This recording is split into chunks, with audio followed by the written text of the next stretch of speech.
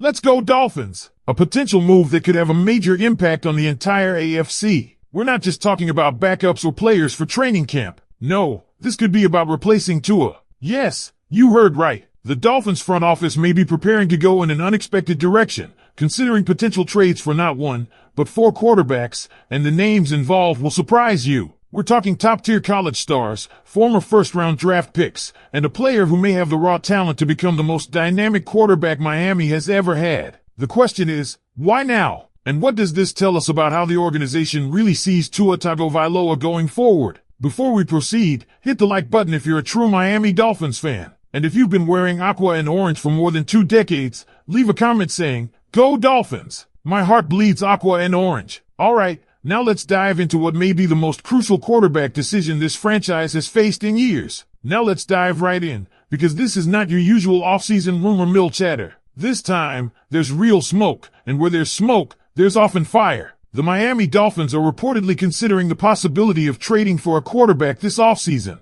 And before you scoff, let's consider the facts. Tua is under contract, yes. But realistically, unless he has a phenomenal bounce-back campaign that reminds us of the Pro Bowl-level passer he was in 2023, 2026 is shaping up to be the final chapter of his Dolphins career. And with Zach Wilson headed to free agency and 7th-round rookie Quinn Ewers still a mystery, the Dolphins can't afford to be passive. They must explore every option. Enter the names: Shatter Sanders, J.J. McCarthy, Anthony Richardson, and Mac Jones. These aren't just speculative fantasies, they're real possibilities being seriously discussed. The logic is simple: bring in competition. Push Tua to elevate or prepare for life after him. History has shown us that many quarterbacks find success on their second or third team. Look at Baker Mayfield or Sam Darnold. That second shot can unlock something special. So what if one of these guys ends up being the next one? Let's start with J.J. McCarthy. Drafted by the Vikings just 2 years ago, McCarthy has been a disaster in his 6 NFL starts. Worst starting quarterback in the league right now. That's not even an exaggeration. But here's the kicker: Minnesota is built to win right now. Elite receivers, a top 10 defense, solid offensive line. They're not going to let JJ sabotage their window. He could absolutely be moved.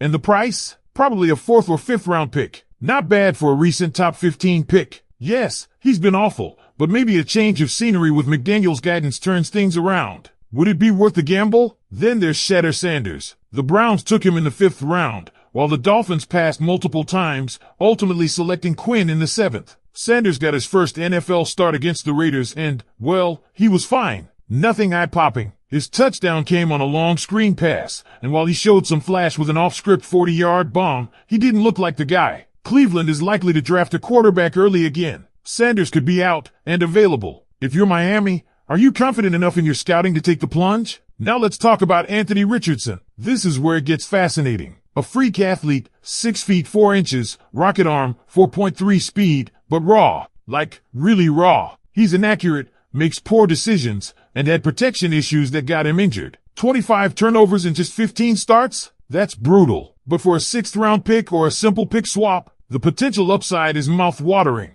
Imagine that physicality under McDaniel's system. It's a risk, no doubt. But what if you hit? Let's pick up right where we left off, because this conversation is just getting started. When you really look at these 4 quarterbacks, J.J. McCarthy, Shatter Sanders, Anthony Richardson, and Mac Jones, the decision isn't just about who has the most talent. It's about fit, value, and long-term vision for the Miami Dolphins. And that's what makes this such a pivotal offseason moment. Every one of these names represents a different philosophy for how this franchise could shape its future beyond Tua Tagovailoa. Let's dig deeper into the idea of Anthony Richardson being the most intriguing option. Despite his struggles with accuracy and decision-making, his sheer physical tools are something you can't ignore. You're talking about a guy who might be one of the most physically gifted quarterbacks the NFL has seen in the last decade. And while the Colts have clearly moved on, putting their chips behind Daniel Jones, it leaves the door wide open for Miami to sneak in and grab Richardson for virtually nothing. A 6th or 7th round pick swap? That's pocket change for the possibility of developing a legitimate game changer. This would be a classic low-risk, high-reward move. And with Mike McDaniel's offensive mind and quarterback-friendly system, who's to say he couldn't take someone like Richardson and mold him into a dual-threat menace? Tua, for all his precision and timing,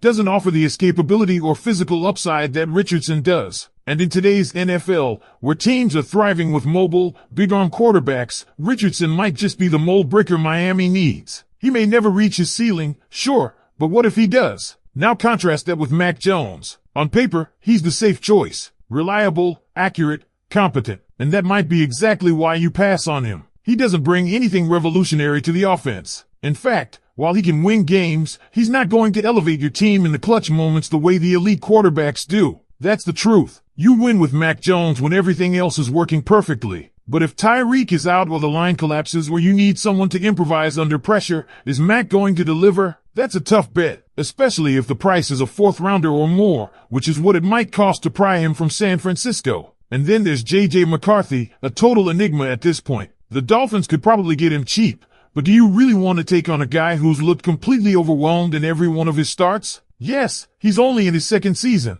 but if Minnesota is already considering cutting ties, that's a massive red flag. It tells you that the internal evaluation is not just disappointment, it's panic. Still, maybe Mcdaniel sees something the Vikings don't. Maybe McCarthy just needs the right support system. Again, you're gambling on development, but is that worth it if he continues to look like the worst QB in the league? And let's not forget Shatter Sanders. Of all four names, he probably carries the most unknown upside. He's shown flashes, nothing consistent, but enough to get people curious. He's mobile, he's got arm talent, and he's had a few wild plays. The Browns don't seem fully sold on him, especially if they use their draft capital to grab another QB. But here's the thing, Sanders was only a fifth-round pick. If you could get him for a similar or slightly better return, it's a reasonable flyer. But it feels like he's still far away from being a starting caliber quarterback, and Miami doesn't have the luxury of waiting 2 to 3 years. They're in win-now mode. Which brings us back to the core of the conversation. The Dolphins are not looking to just add depth at quarterback. They're potentially trying to identify the next guy, the future franchise face. And to do that, they'll need to decide between 4 very different paths. Do they swing for the fences with a raw athletic freak in Anthony Richardson and hope McDaniel can unlock his talent? Do they play it safe and steady with Mac Jones, a proven starter who probably won't lose you games but may not win you many either? Do they buy low on a crumbling prospect like J.J. McCarthy, hoping a change of scenery reignites his promise? Or do they bet on the potential upside of Shatter Sanders, a late rounder with a flashy style but a very small sample size? All of this is unfolding while Tua is still the starter. But we're not blind. We know the narrative. Miami hasn't shown full commitment beyond his current deal. The team sees the writing on the wall. Either Tua explodes and earns that massive extension, or the Dolphins will have to pivot. The real question is, will they make that pivot now, quietly, strategically, before it becomes an emergency? Because here's the bottom line. Championship teams don't wait to address the quarterback position. They plan for the next step before they need to. If Miami wants to stay competitive in the AFC, where Josh Allen,